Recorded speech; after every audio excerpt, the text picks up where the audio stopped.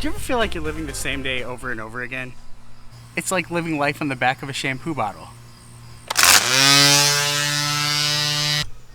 Lather, rinse, repeat.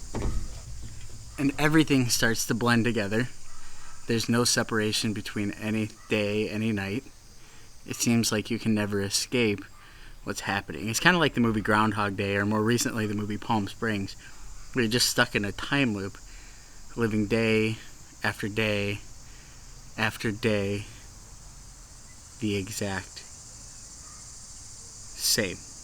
But one thing that those movies don't address is how life doesn't always resolve itself. So they live the same day over and over and over and over again, so that the selfish people can have a second chance at living life to do the right thing. I guess it's not that much different during a pandemic, you know. We're all stuck doing the same things over and over again because people aren't doing the right things, I guess, in a sense. But one thing about the movies is that they always resolve, and life doesn't always do that. We're all carrying around a lot of grief right now because we're living the same things over and over and over again. Nothing is allowing us to move forward. In a sense, those movies never assess the consequences of doing these things, of living the same life over and over again on repeat. The conflicts always resolve before the movie's over. The long-lasting consequences don't remain. So when somebody dies and it was an accident, they just know not to do that again. And then they get a reset. But life's not like that. When somebody dies, they're gone. When somebody moves, it's permanent. It's just not a momentary thing that you're dealing with. I know for us, we've been dealing with a lot of permanence. Right before quarantine, like 2 weeks before quarantine, Allie's uncle died. And then a month into quarantine, her dad died. Just this last week, our friends moved to California, and that's permanent. So we've been dealing with a lot of grief. And it's kind of one of those things where you just don't always have the energy to mow the lawn. You don't have the energy to get up and do the laundry. You don't have the energy to do these things that normally you would. And then other days, in order to cope, you do them, and you do them obsessively. And I don't know that those things are always healthy. But I do know that we're learning how to cope, because the only way with grief is through. First thing to remember is it's okay to feel how you feel. It's okay to feel sadness, anger, confusion, and just depression even when dealing with grief, because if you don't feel those, if you don't accept those feelings, then it's hard to come to terms with what you're grieving. And the goal isn't necessarily to move past the grief, but it's to acknowledge the grief, feel the grief, and then move along with the grief rather than just sitting in the grief. The next thing to remember is that grief never leaves. You will live with the grief for the rest of your life.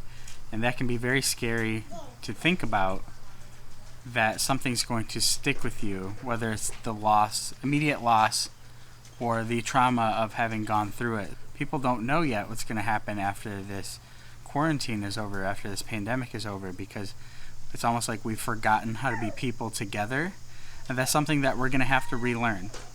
And that's kind of what you have to do with your grief. You have to relearn how to live life with your grief, and you have to learn how to live your life together with that grief, and how to empathize with people, and how to embrace other people going through similar or even dramatically different kinds of grief and loss or inconvenience even, and understand that everybody's going through something at any point in time, and it's our responsibility to embrace each other in that grief rather than push people away. When you're able to pull together in that grief, then you're able to cope together and you're able to heal together, and that's something that everybody needs. And the last thing to remember is it's going to be okay, because time heals a lot of wounds. Up in the sky, I'll carry you home.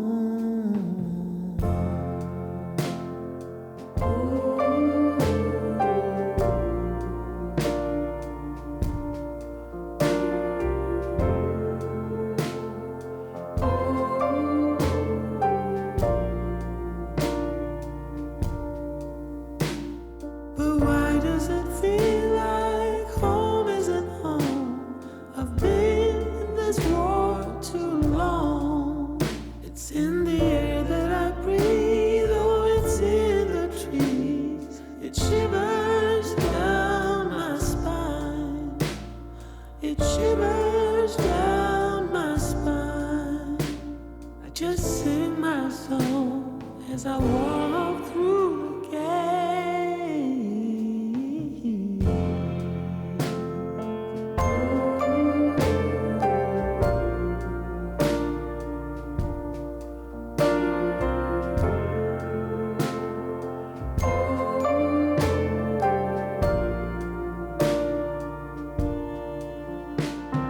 And there she stands just like before, but she doesn't look the same.